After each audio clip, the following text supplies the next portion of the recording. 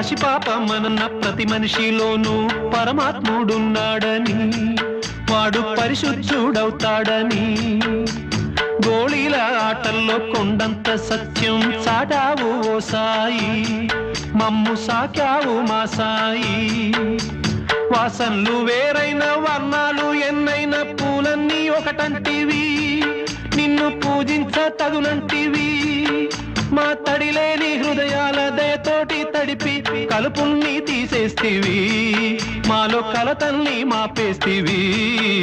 మా పాపాల తొలగించు దీపాల నీవే వెలిగించినావయ్యా, మమ్ము కరుణించినావయ్యా.